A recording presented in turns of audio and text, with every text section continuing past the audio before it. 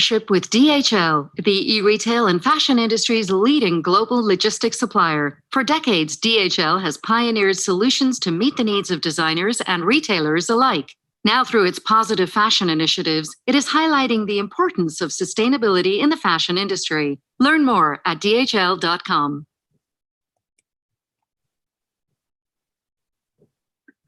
Good afternoon, good morning, and welcome to BOF Live.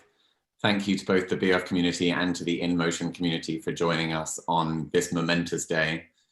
Today, we will be seeking to shed light on what it would take for the fashion industry and its logistical activities to become carbon-free. And whilst I am committed to staying on topic and away from politics in this session, discussing a roadmap to fashion's carbon-free future in the context of an undecided election in the United States, in which the candidates, even now in the year 2020, have diametrically opposing views on climate change, has never felt more relevant. As international and supranational bodies lose their agency in a world more divided than ever, consumers and analysts are applying mounting pressure on our industry, and indeed all industries, to come together to collaboratively identify solutions and action plans that are capable of reaching the goals laid out in the Paris Accord on climate change and other sustainable initiatives. With that spirit in mind, I'm delighted to welcome two such collaborators. The first, Katja Busch, the Chief Commercial Officer of DHL. Katja, thank you so much for joining us today. Thanks for having me.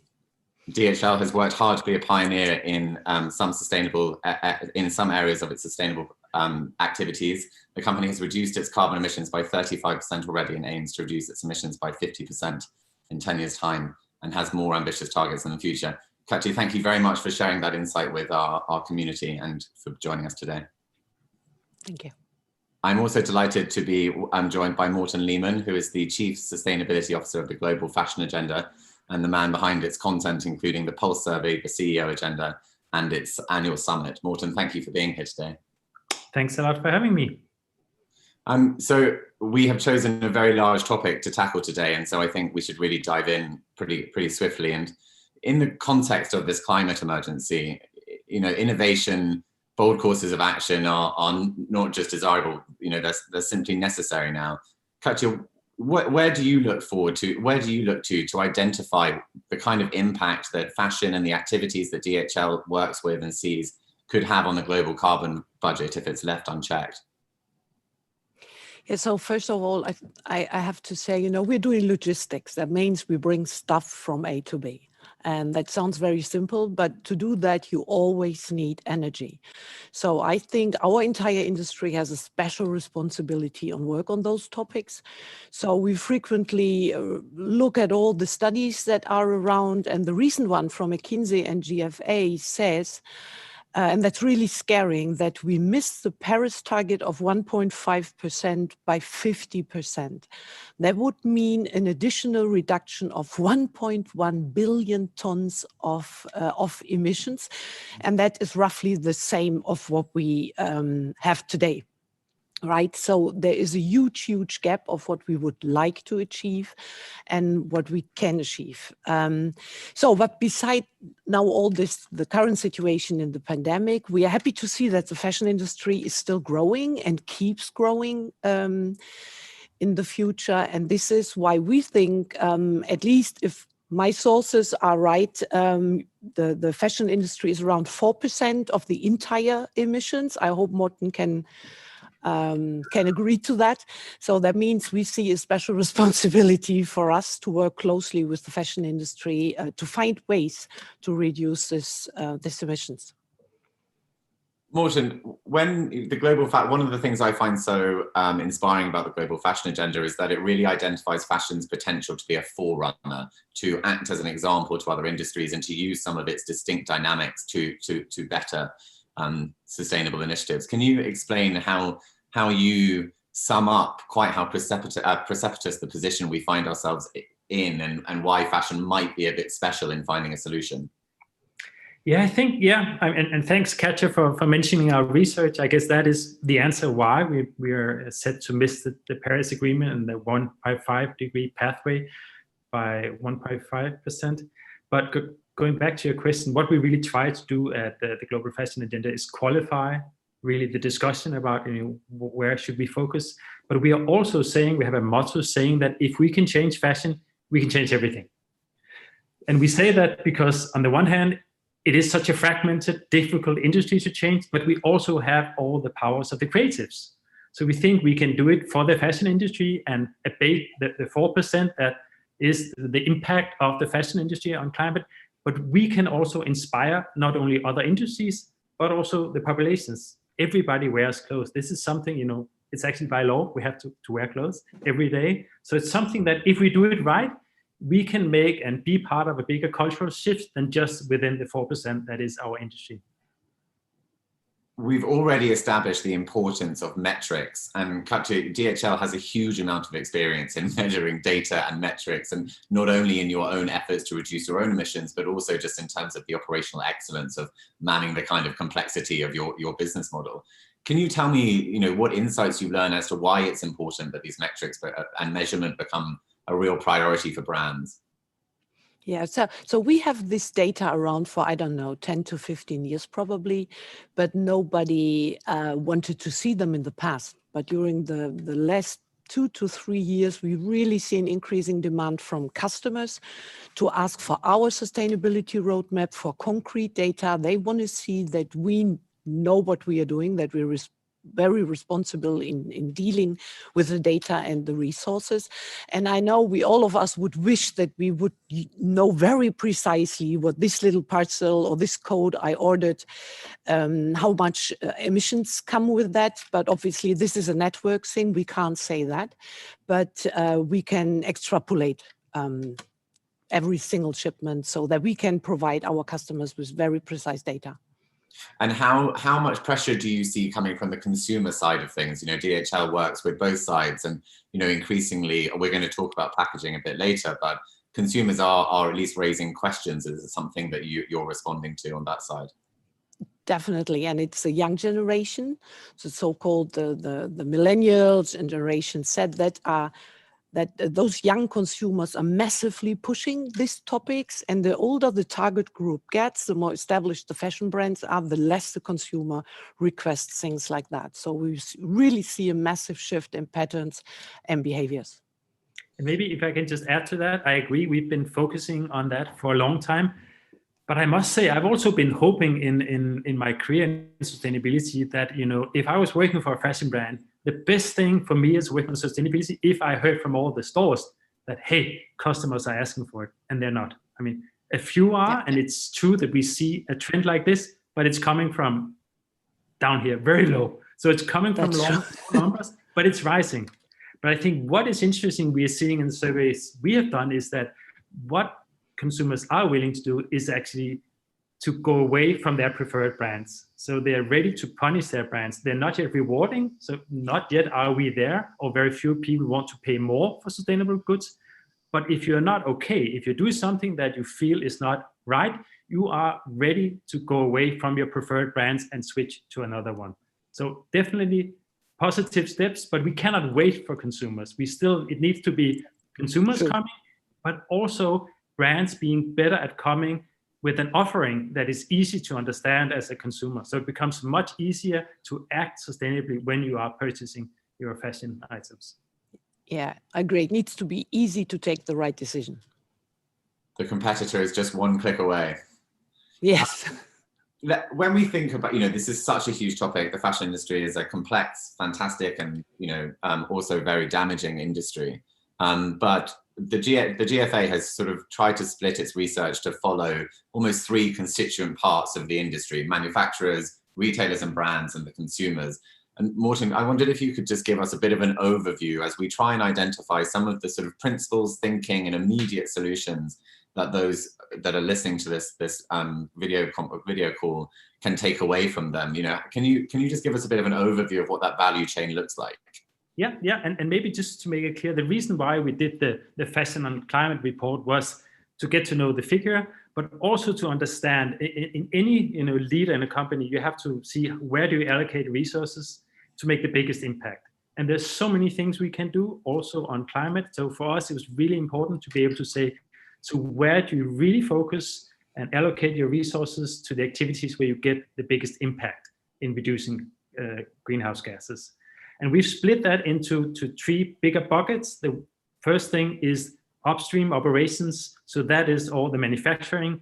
That has the biggest abatement, so the biggest reduction potential, 61% of the whole value chain. So that is definitely where focus should be. So that is working on, especially on energy in material production and processing. So how to shift away from coal-fired boilers, etc. So really focusing on the manufacturing part has a big potential, the biggest potential. It's however important to say we are not saying that this is a manufacturing problem, because this of course should be something that is happening in collaboration with brands. So that is really a collaboration aspect where you as brands also make sure you ask the right questions, and you reward also the manufacturers that has a focus that is in line with these potential reduction targets. So that is really the 60% on manufacturing. If you look at the other bucket, which is the brands, there we have a potential of around 20%. And I think interestingly is that for them, one of the biggest levers they have as brand is actually to reduce overproduction. We've seen it here at COVID-19. We've seen the big stocks on overstock, dead stock lying around. And if we can reduce that, becoming better at forecasting actual demand, we can actually reduce CO2 emissions quite a lot. So that is one of the biggest levers that a brand that you have, coupled of course with also, Katja, guess what's the thing I'm saying next? Pardon?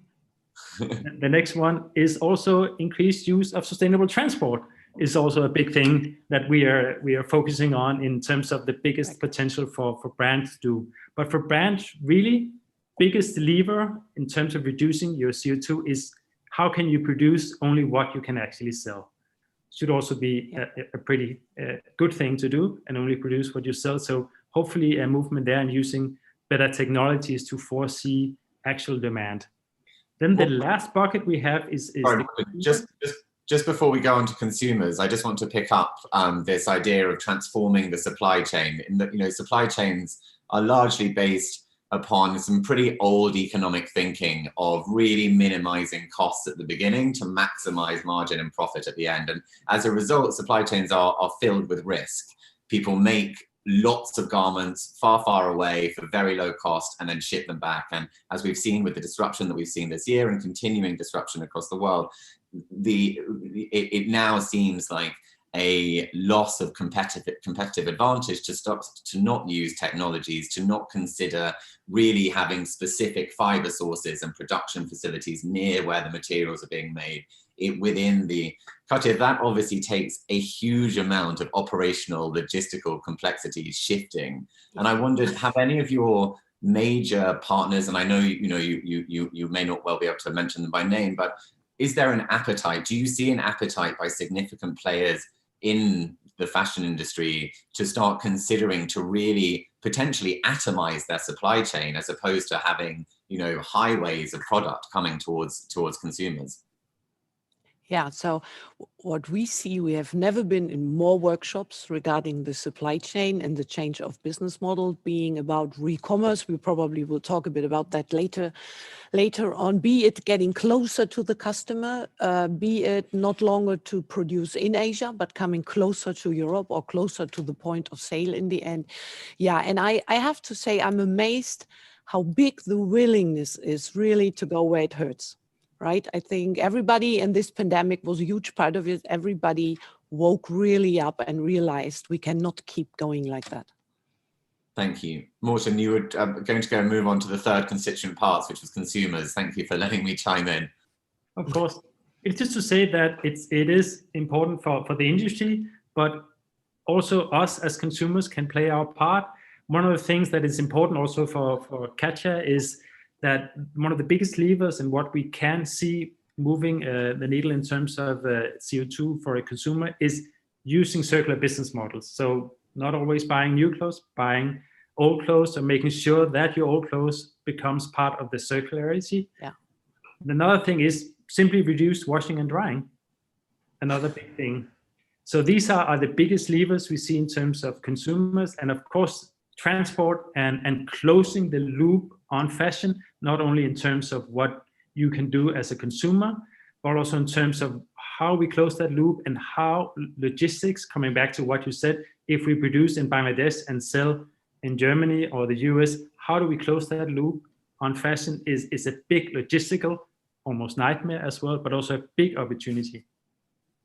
Morten, well, actually, Katja as well, in some of the research that DHL did with the BFC last year, when you wrote a white paper on fashion and the environment, and it mentions that 70% of I believe it mentions that 70% of the impact of the garment is created at the design stage. And, you know, upstream consideration and upward design is obviously a very significant part of what potentially teams and individuals can try and bring into their own practice. And Morten, I wondered, or Katja, you know, whomever, whether you wanted to share any insight on why upstream design is so important, and how actually a lot of our issues come from a design mistake. Nina Morenzi from the sustainable angle calls this, where it says we're living in the biggest design mistake ever. And I think I leave that to Morten. Okay, yeah, I mean, we have, if some of you listened to CFS Plus that happened a month ago, we had a big focus on creative directors, designers, because we know for us to close the loop on fashion, it makes it a lot easier if we start by designing a product using materials that are actually sustainable from the get-go. And we send those signals upstream. So we send the signals, you know, to the manufacturers that these are the products we want to, these are the materials we want to use. So that is pivotal for what we want to do, is to get designers on board. We've been driving a project on sustainability for the last 3 years that had 4 key action areas, one of them being focusing on the designers. And it was the one with the biggest uptake, with the most targets set, and with the most targets achieved, actually. So it's definitely an area where we see a lot of interest from designers. It's also an ability for creatives to really use what they're best at and to have a big impact on sustainability and purpose. It's also very difficult because what is a sustainable material? We have so many of these materials out there, but very few that have gone to scale. So, and for me, it's not talking about only going from cotton to organic cotton or from polyester to recycle. It's the really new, the alternatives, and these are unfortunately have not gone to scale yet. So that's one of the things we need to see in the future. More investors going in to really make sure that these truly sustainable materials can go to scale. I want to move on quickly to tracking and traceability, and then give us an opportunity to really talk about recommerce and resale, which is, you know, a really big part of this conversation. However, one thing that I do think that is interesting is this idea of regenerative agriculture, which you know, may sound like a sort of Nirvana-esque cure-all, but it does seem that some pretty influential thinkers do believe that there is a place for regenerative agriculture, and that place could be in the fashion industry. Could you share some insights on that, Morten? I totally believe. I mean, when people first talked about it, it was like, is this really something? But now we see a huge uptake of many companies, and of course, some of the companies that are doing these are companies that are very linked to using natural materials, and see how can we do this in an even better way that is actually regenerative, that actually captures carbon and doesn't, you know, emit carbon. So I think there's huge potentials for that, and you know, also something that can inspire other industries. It's basically part of, you know, redesigning agriculture. So it's super interesting seeing how we can use materials we've used for many years, but for those materials to really be sustainable.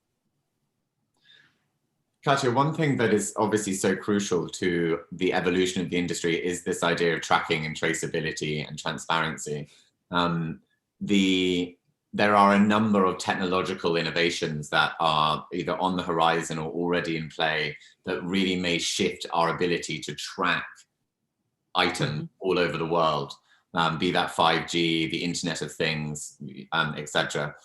Up until those, you know, become more applied, DHL is probably one of the most sophisticated tracking entities outside of governmental agencies in the world. And you know, how do you see tracking and traceability evolving, and is the technology there in order for it to be broadly applied and broadly accessible, and for this to really make a difference?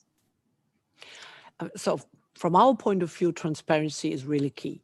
So we are a logistics company. We need to know where our stuff is anyway. We need to know that because we need to inform our customers. But I'm always very surprised how many customers do not really care.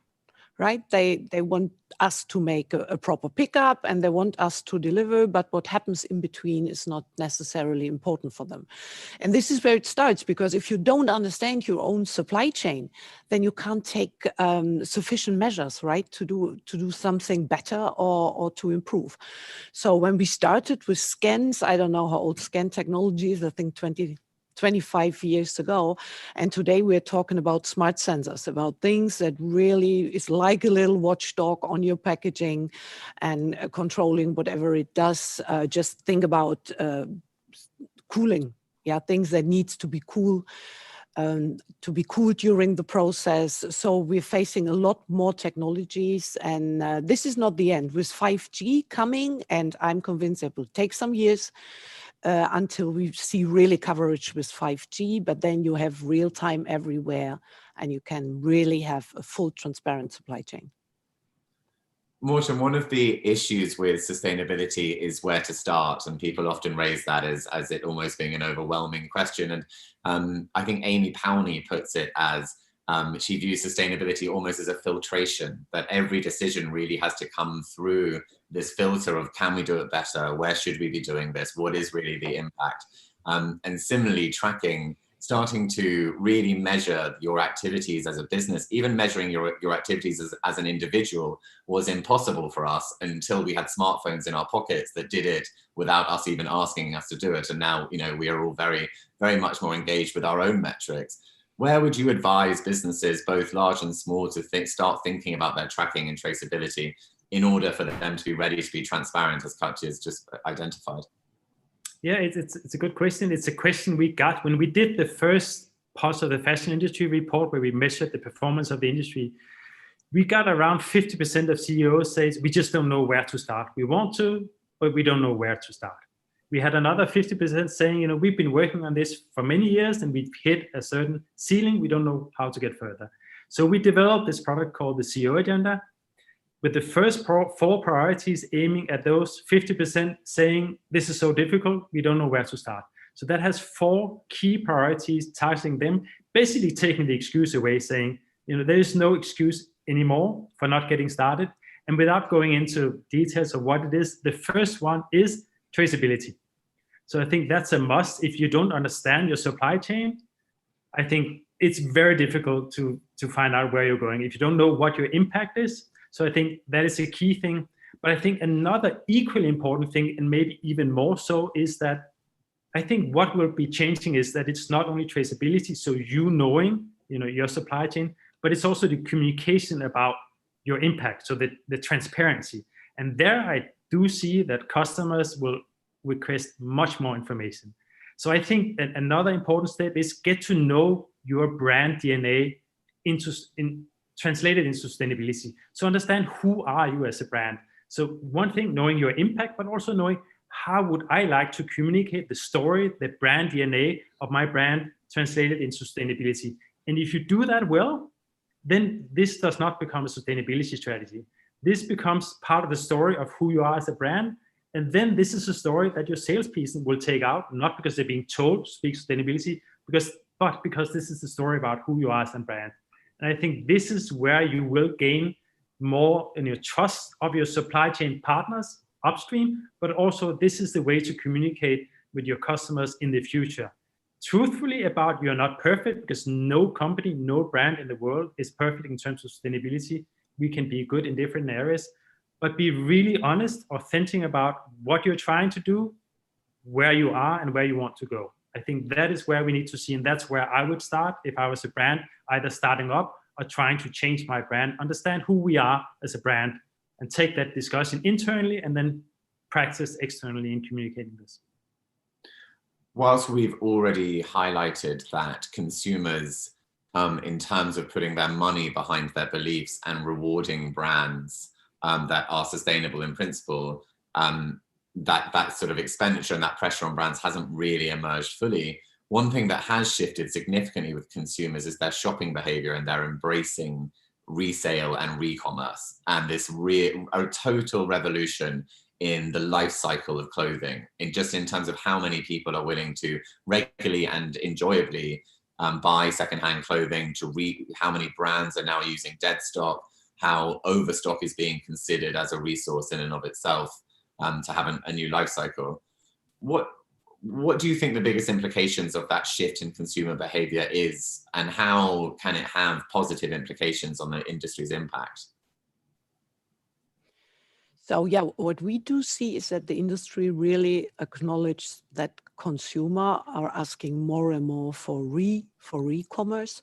And Morten pointed it out earlier, how much of the emissions are connected to the production process. So the longer we can keep an item in this loop, the better for the emissions. So, and we see that big players are really jumping on this topic. There are different models. There are platforms, there are peer-to-peer platforms, there are shops, so very different models. I don't think that anybody has found the golden key so far, because it is a really complex thing. And I recently saw that IKEA takes furniture back, used furniture, and they do an inspection and they offer you a price for that. So it's not just the fashion industry, but meanwhile, everybody has realized that it's important to extend the life of goods, simply. Yeah, I totally agree. I think it's also, right now, we're looking at an industry where 40% of all goods produced are sold, at discount. A lot of it is used only 6 times. So looking ahead at an industry that will face resource constraints. I mean, climate change will happen. We will not have access to the same amount of resources. But also thinking about it from a business perspective, why would you want to produce, so much that is not being sold at full price? And then looking at the positive aspects and the incentives. Once you start looking at, okay, if I can sell my goods 4 times, can I do 4 with my fingers? That was difficult. If I can sell the same product 4 times, maybe I can make more money, but also the incentives, because then I have to start thinking about creating a durable products. So I have to consider longevity much more than today. And also that connection to consumers and creating that, long-term relationship. I think that can really be an opener for many of the relationships that creates a lot more sustainability and profitability in the industry using lesser resources. Katja, from previous conversations, I know that DHL has experimented with a number of delivery new ideas around delivery. I think there's a neighborhood concept that you've experimented with putting packages and people driving or already driving. As we think about manufacturing represents 60% of the harm. So obviously, if we can extend the life cycle of clothes, we are doing a fantastic thing. But when we start extending the life cycle of clothes through communities like Depop or peer-to-peer selling, the remaining impact becomes the logistics behind moving the product on a much smaller, much more atomized level. And I wondered if you could just share some insight as to perhaps the comparative impact of the sort of mass scale freight shipping that exists in this model, and the impact of what is much more atomized, small deliveries in between individual players through communities. I'm not sure if I got you right. Can you repeat the last sentence? The impact of just selling into these smaller communities that you've seen emerging in terms of resale, etc. Yes. Oh, okay. Yeah. So still impact is relatively low because it's a relatively new model that people care about that. But we see an increasing demand, and we see very promising signs out of the industry that they really start to care about that. So a lot of questions to have to ask if you want to jump into a recommerce idea. Do I take the clothes back by myself, or do I leave that probably to such a community? Yeah, who is doing the inspection? What to do with that? Do we just take the item back into a whole new process that would mean the entire production process needs to be recalibrated? And if you do that, or do you just bring it into a new use for a new user? So it is, and I have to say that it is an expensive and labor-intensive process. to deal with recommerce, to take things back, and you need to do an inspection, you need to repack it, you have to ship it.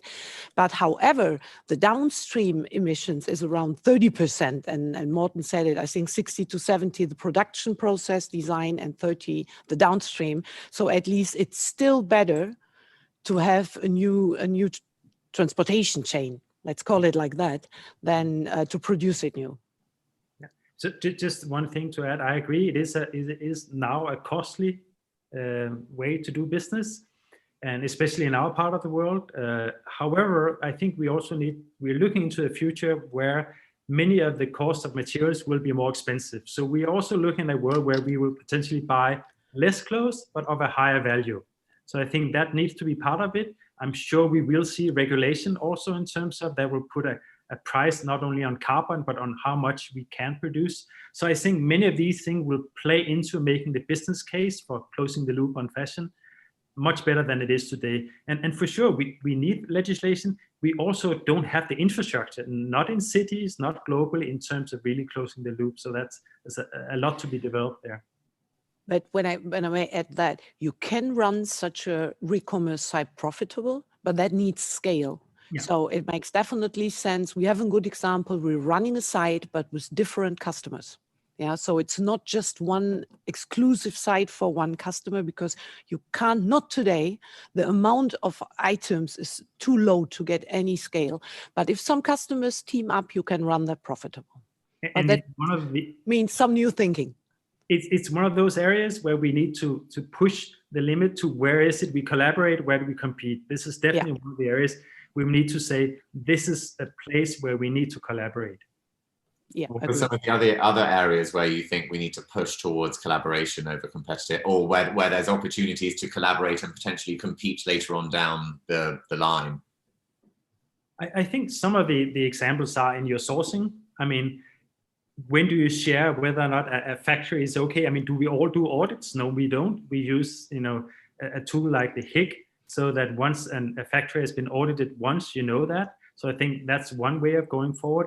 But it's also saying, I mean, just moving that bar a little bit on terms of materials. So we had Allbirds discussing sustainability and sourcing in the fashion and climate discussion at our latest summit. And they said, we have, of course, a special technology. We're never going to share that. But all the factories behind that, we are very willing to share all of these to all our partners. But the technologies, how we then mix, the different materials, that is ours. That's our DNA. But behind that, I think there we need to share much more than we do today. And especially for SMEs, because they can and they should not spend all the resources doing all their own auditing. One of the areas that consumers are perhaps most vocal in terms of expressing a preference towards more responsible decision-making is packaging. And, although the total impact of packaging in comparison to manufacturing is obviously very, very small, but it is definitely an interface with consumers around this conversation. And you can see that in some ways that may have been harmful in terms of people thinking they're making a real contribution towards the impact or towards lessening the impact.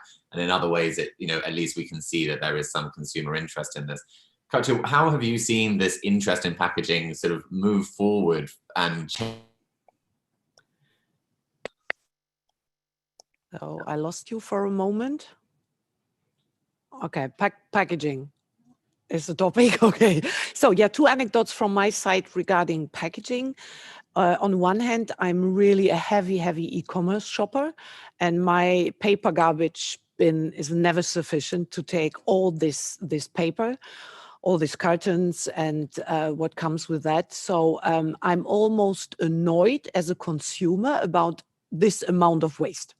Right? So this is the one thing. The other thing is we in DHL before Christmas, when the peak season starts, I call it the white collar workers, we go into our parcel centers to help our colleagues there to sort parcels. And that has two big effects. One is it really makes you humble and grateful for the people that are doing that the entire day. And the other thing is you see this huge amount of poly bags coming in from Asia. This is unbelievable what comes, and that really always physically hurts me if I see that and know this waste will end up in oceans, and knowing that packaging is not the big lever, but I know how people are and see by myself how emotionally I'm around this topic. So what we did in DHL is we had a so-called packaging challenge, and we have like an in-house startup lab where people can pitch their ideas. And we recently developed a reusable packaging that we are currently having in a pilot with a fashion customer to do that. So more to come. Because this is something everybody sees, right? Nobody sees how many oil a vessel needs when it crosses the ocean, but the packaging everybody has on its own doorstep. So that increased the pain, I guess. Morten, is there anything else you'd like to add? No, only that perhaps totally agree. And it's something that is of course, very visible to consumers. That's why it concerns us, and plastic is a hot topic. We see what's happening with the oceans and the food we eat. I think it's one of those areas where we can have more pre-competitive collaboration. How can we agree on some of the standards so we can use, the same types of packaging, etc. Not poly bags. We should find a way to get rid of the poly bags. But I know it's a big challenge. But I think if we can work more together as brands, so when we send things back and forth, can we use the same boxes instead of having, your brand specific boxes all the time? Yeah, and what we did a few years ago, and that's as important as the packaging, is the use of the packaging, the use of the space. You probably has experienced by yourself, you're getting a package and then there's a very small item in, but as it's cheaper to use standard packaging, nobody cares. And we know there are smart algorithms out there that can really give you advice what sizes of packages you should have with your goods. And we did that once with a big fashion retailer, and we could reduce the amount of swap bodies from 5 swap bodies a day to 3, just by doing a smart packaging. This was a pilot. It was super. It was a hell of a work. It cost a hell of a money, but this is something where we need to keep working on to develop smart algorithms that help people to decide for the best packaging. But a 40% saving in space would seemingly be a significant competitive advantage to unlock. Absolutely. I believe a member of the InMotion audience has asked whether the coronavirus has reduced global emissions, and if that continuing effect could somehow be sort of captured or could somehow be acted upon by the fashion industry. To my understanding is that any emissions that were reduced have now returned, and they did after a couple of months. But Morten, perhaps you could share, how the GFA has seen the emissions be unusual this year, perhaps, and what that might tell us about the future. But of course, it's true that we did see a drop, but we are still looking at a big growth of the industry towards 2030. So it's perhaps lower. In general, maybe there's a recession, maybe there's not. We don't know exactly what that curve and how our economies will look, also with the election coming or happening. But I think regardless, we will have a big growth of the industry. And we don't see sustainability performance right now catching up. So we're seeing that gap only growing bigger.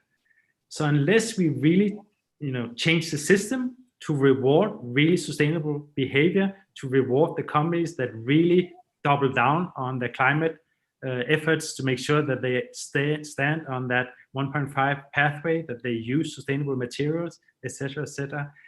So we need that. So we need also regulation coming in. We need investors to ask the right questions. I think it's one of the players we haven't mentioned yet in terms of traceability. I think one of the big pushes for traceability and transparency will come from investors, because they know now, especially after Corona, that for them to future-proof their investments, if the companies they're investing in don't even know where their products are being made, both in terms of social and environmental issues, I'm not sure I would invest in that company. So I think that would be a part of investors future-proofing and will be one of the big pushes for more sustainability and transparency coming in. But growth, it's a big challenge. Even without growth, we are not a sustainable industry, and we are, not on the mark, and we're not on a trajectory towards becoming sustainability. So we need to see how can we remain a prosperous industry, but redefine value. So how can we still remain prosperous while selling less? So it has to be a discussion of the value discussion. We've touched a bit about it earlier. Right now, 40% is being sold on sale. A lot of our clothes ends up in landfill without ever being used.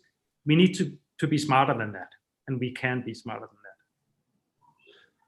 I think I know we would all hope that we are at the beginning of a dramatically accelerating wave of awareness and action from some of the people with influence and power within our industry.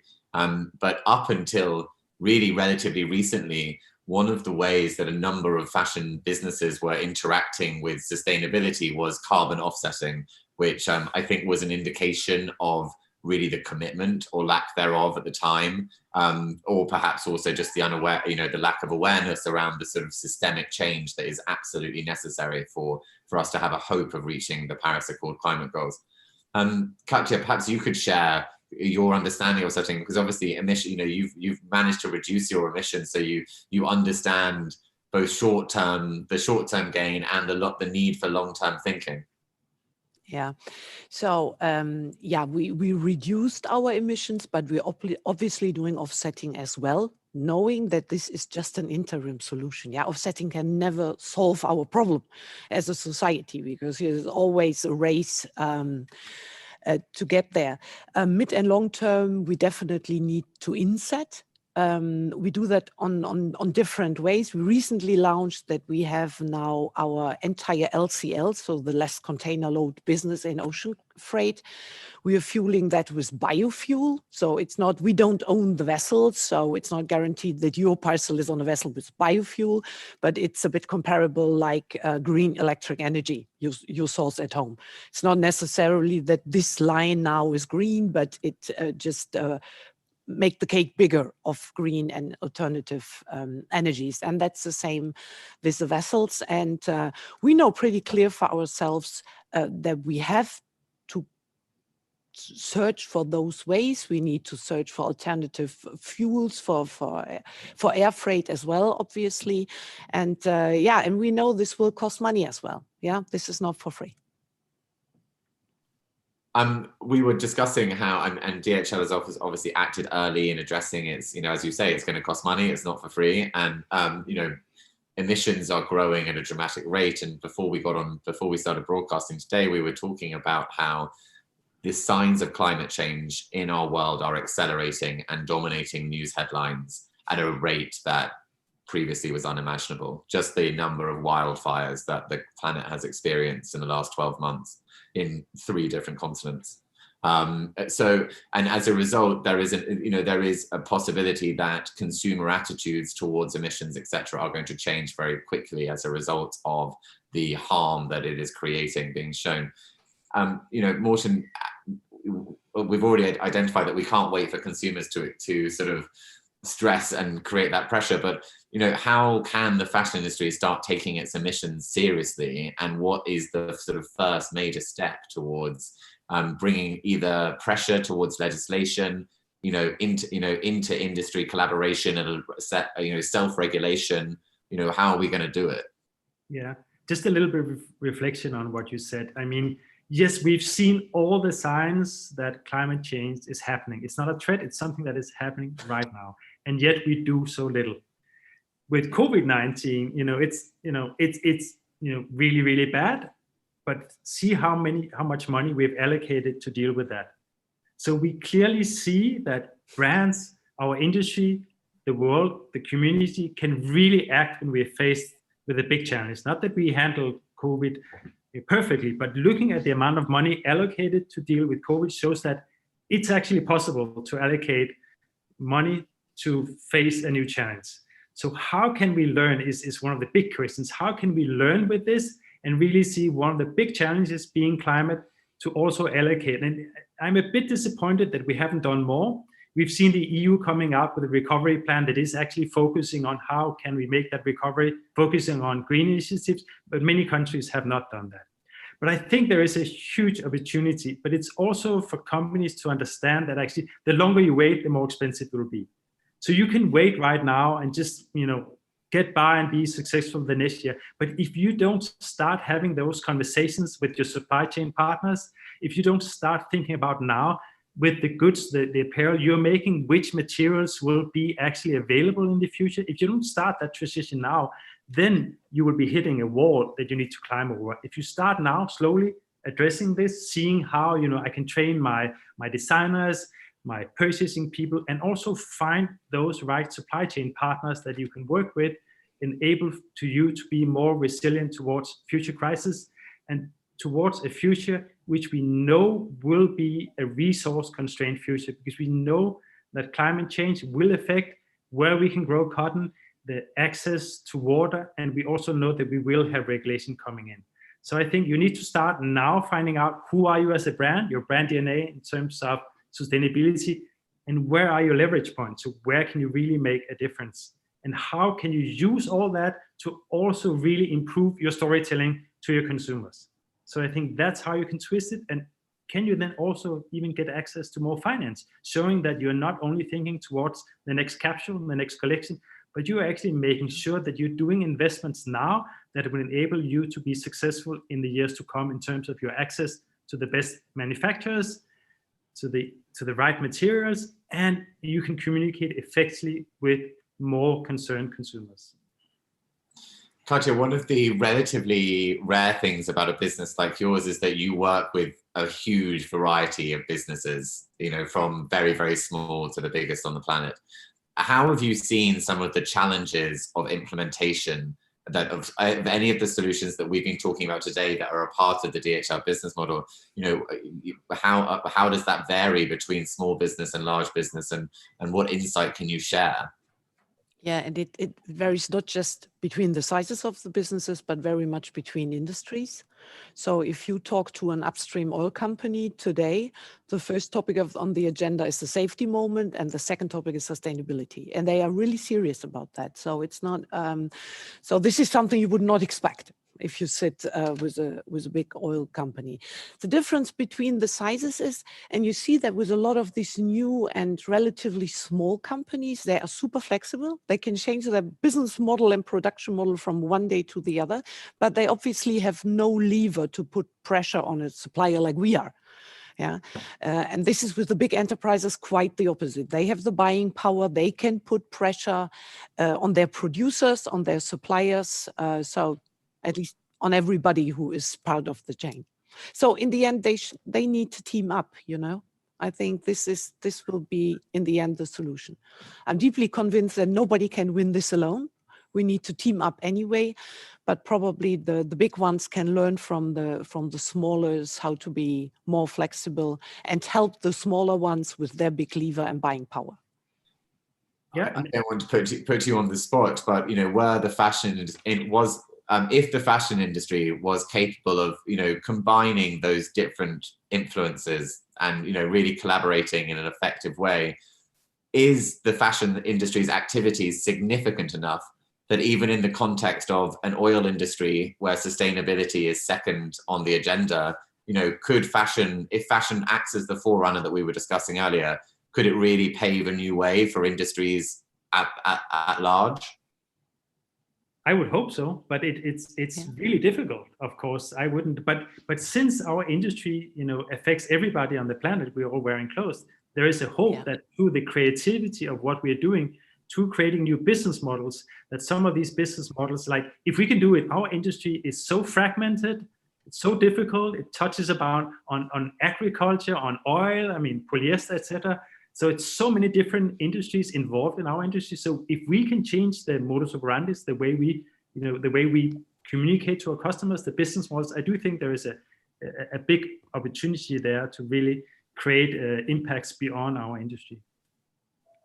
Katja, were you going to go back to the question on the small businesses versus the big companies?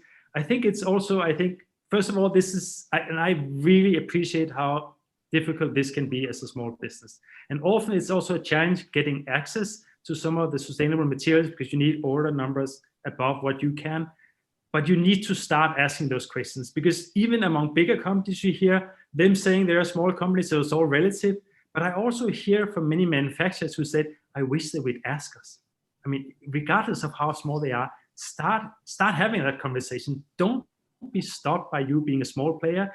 You can say that your leverage is small, but maybe you can, spark another interest with your manufacturers that might see it interesting and develop new things. So don't be afraid. Don't be put down by your size. Start having those discussions, and then, of course, as Katja said, see how you can collaborate on some of these issues with your peers, with the same size companies, so you don't double down on audits, etc. Yeah. Katja, did you want to add anything? No, I couldn't agree more. Well, on that very collaborative sentiment, I'm afraid we've run out of time. We're actually 5 minutes over our allotted time. So I should bring this conversation to a close. But thank you both so much for tackling such a big and weighty topic, and for doing it so articulately. I've certainly learned a lot myself, and I'm sure everyone in both the BOF community and the InMotion community has done so today as well. So thank you both very much for joining us. With a great pleasure. Thanks a lot. Yes, indeed. Bye-bye. Thank you all for joining us today. I'm sorry that we've run out of time and we haven't been able to respond to as many questions as we'd like to, but BOF Live will be back next week. Please do tune in. Thank you all. Bye-bye, everyone.